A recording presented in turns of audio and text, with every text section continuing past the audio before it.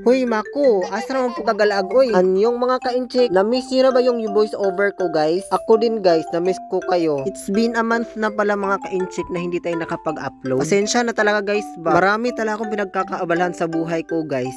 Anyways mga ka-inchik no, napakalamig na talaga dito sa South Korea guys. At dahil sobrang lamig guys, hindi ko talaga maintindihan ang mga tao dito sa South Korea guys ba. Akalain mo sa sobrang lamig lumalabas pa rin. At dahil sa gusto ko ring lumabas guys, dahil inggitero ako, syempre gumala din ako oy. So sa lahat ng mga nagtatanong no, saan ang lugar na to guys, anyways around Seoul lang to guys. At ang pangalan guys ay Onpyong Hanok Village. Isang oras po ang biyahe guys ha, kaya puntahan nyo na doon guys. Napakaganda ng panahon doon talaga, mag-i-enjoy kayo, sinasabi ko sa'yo. Maganda talaga doon guys kasi meron ding mga coffee shop doon kasi sobrang lamig guys.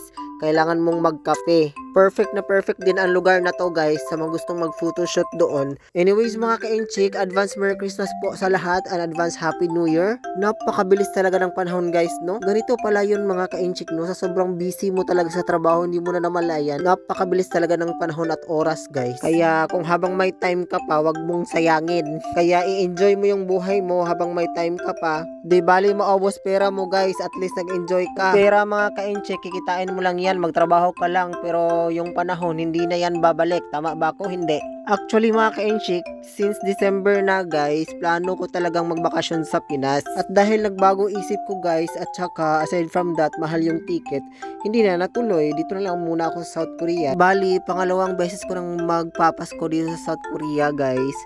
Anyways mga ka-inchik no, mega love shoutout pala sa mga kasama ko sa video na to guys, sa mga lahat na nang-invite sa akin last time no, kina Kuya Roy, Kuya Ron, kay Richard at saka kay Marlon. Salamat sa pag-invite sa akin, nag-enjoy talaga ako nung time na yan no.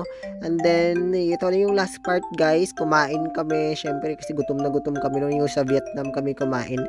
So that's all for now guys, this is Mako Imnida, just always be humble guys, bye, ingat.